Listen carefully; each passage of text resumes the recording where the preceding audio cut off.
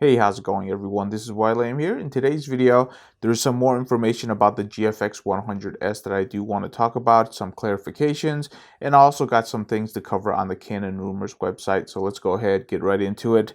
So on the Fuji Rumors website, they do have a little bit more information, and there's something that I do want to clarify because I was talking about in last week's video. So just reading the title on this post, it's going to have a fixed EVF, which I always like to have, so no complaints there. It's going to have a top dial that's a PSAM, so they do have a picture of it.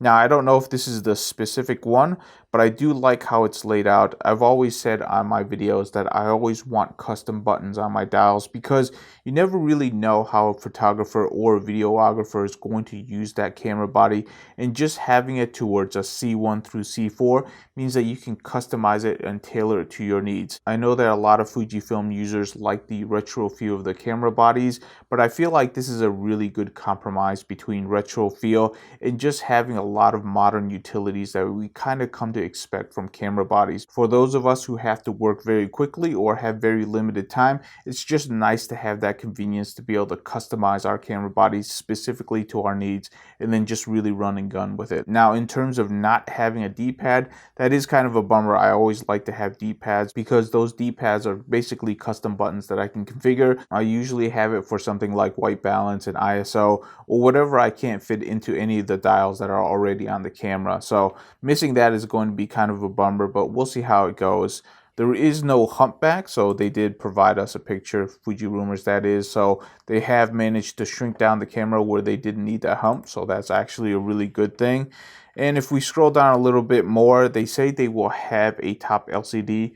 I do have the XH1 over there, and honestly, the top LCD, when you look at it, it looks really cool, but from a practicality standpoint, I find that when I'm actually using the camera, I very rarely actually look at that LCD screen. It's just something that I really haven't trained myself to go look at because there are so many other Fujifilm camera bodies that don't have that LCD, and I've just gotten used to not having an LCD panel on the top of the camera to where I just don't look for it anymore. So having that there really doesn't benefit me, but I'm sure there are other users that are going to really love having that LCD panel. Just moving down a little bit further in the article, one of the things that I said last week was that it probably would not have IBIS inside the camera body. That was my mistake. I apologize for any confusion that I caused in last week's video, but it does look like it's going to include IBIS, and I've been pretty consistent on this, but I pretty much expect all high-end camera bodies to have IBIS.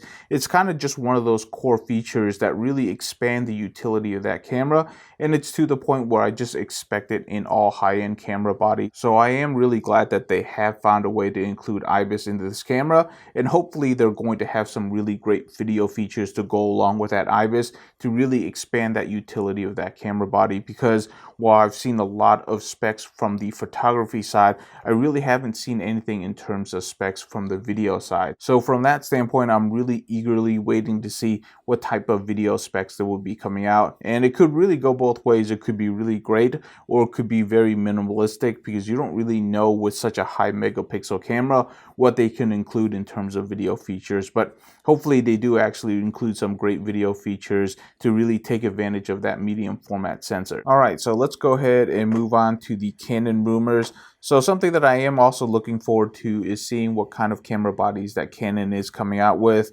One of the things that I've already talked about last week was that Canon most likely is working on a high megapixel sensor for their full frame bodies.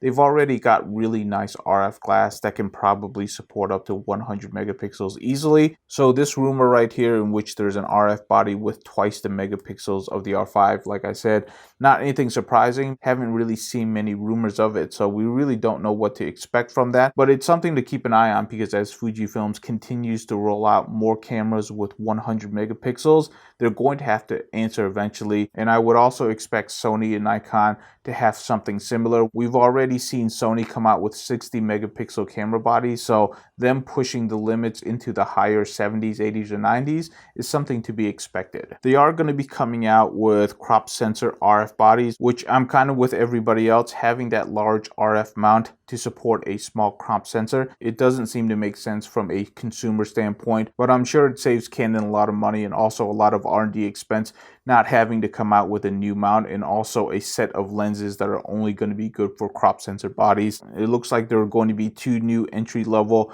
RF full-frame bodies, which honestly I thought the RP was actually really good. I wonder if they're going to be coming out with an entry level that leans a little bit more towards video than the RP does.